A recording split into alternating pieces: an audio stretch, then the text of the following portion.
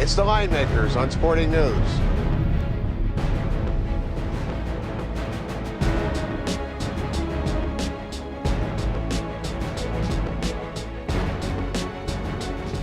Hey, welcome back to the Line Makers. I'm Kenny White. Another line maker, Ricky Heron. We're in Honolulu, Hawaii at the Aloha Casino. Oh no, that's right, Rick. That's next week. Next week. We're still in Las Vegas. We're at the South Point Hotel and Casino, and we're talking SEC football. The Alabama Crimson Tide. I said to my man Marty, roll Tide, get the tape rolling on this one. We're ready to go. Ricky, I think you feel the same way as I do. The line is 13.5. Are we a little light? To me, Kenny, it was my first thought. I mean, 13.5. Alabama was 9.5 at LSU last week. Granted, it was a great win. A.J. McCarron pulled it out with the drive in the fourth quarter. But when you look at Texas A&M, now, only 13.5 at Alabama. Johnny Manziel has struggled against the two best defenses that they faced in their two losses to LSU and Florida. They're both really good defense, but this is Alabama. They only scored 19 and 17 in those two games, and those were both home games. Now they're on the road, getting only 13.5 from Alabama, smallest number that Alabama's laid at home by far. And I just think that it's too much of an adjustment from 9.5 at LSU to only 13.5 at home. Now, I agree with you 100%, but I got to play devil's advocate here.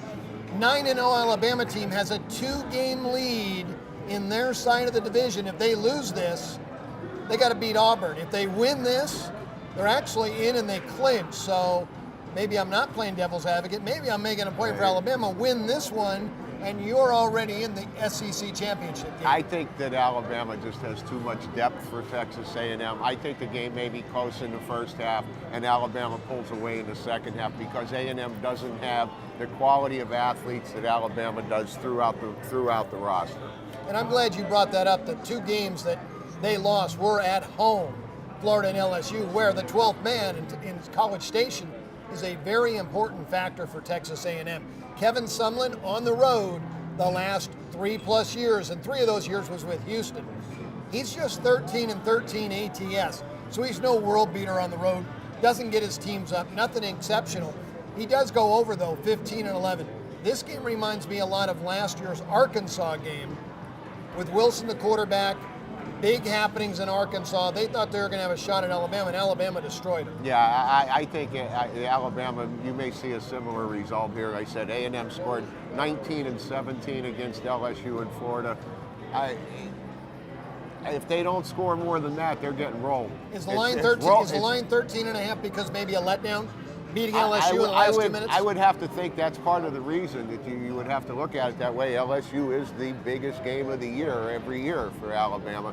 I don't think Alabama has letdowns under Nick Saban. I'm going to give you something. I'm going to go over the 56. I think Alabama can score at will in this one. And I think Manziel put a couple touchdowns on the board. For Ricky Heron, I'm Kenny White. You've been watching the Line Makers. Yeah, we're in Las Vegas at the South Point.